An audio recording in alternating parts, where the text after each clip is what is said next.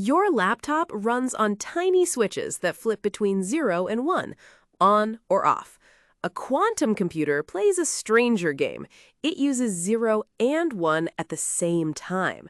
That sounds like magic, but it isn't. It's physics. And it's why people think this machine could change everything. So what is quantum computing, really? A normal computer uses bits. A bit is like a light switch. It's either off, which we call 0, or on, which we call 1. Clear? Simple. A quantum computer uses qubits. A qubit is more like a spinning coin. While it's spinning, it isn't heads or tails, it's sort of both. That's the whole idea in one sentence. It's both 0 and 1 until you look at it. When you finally check, the coin lands and you get a single answer.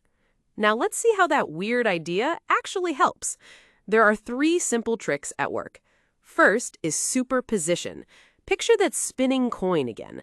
A normal computer checks choices one by one, like opening doors in a hallway. A qubit can explore many doors at once while it's spinning. It doesn't mean it guesses faster, it means it looks wider before settling on an answer. Second is entanglement. Sometimes qubits get linked together. Think of 2 coins that agree on a plan. When one lands, you instantly know how the other landed too, even if they're far apart. They act like teammates.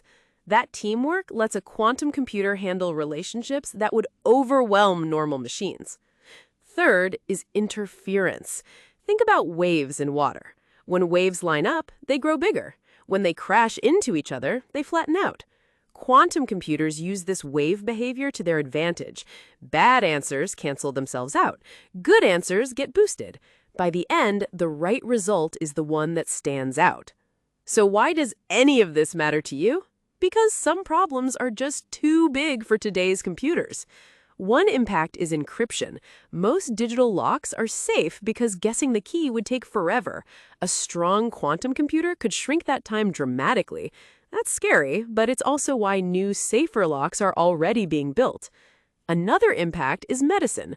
Finding new drugs often means testing endless possibilities. Quantum computers could help researchers narrow the search much faster.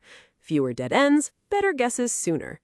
The third impact is climate and energy. Designing better batteries, cleaner materials, or smarter systems creates a mess of choices. Quantum computers are built for exactly that kind of mess. They're tools for problems with too many moving parts.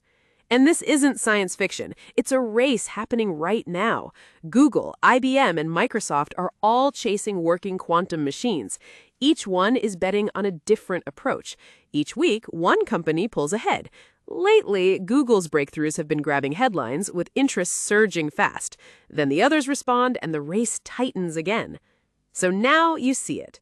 Quantum computers use qubits that can act like 0 and 1 before you check.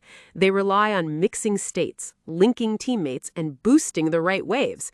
And that power could reshape security, medicine, and climate tech. Which quantum breakthroughs scared you most? Comment below.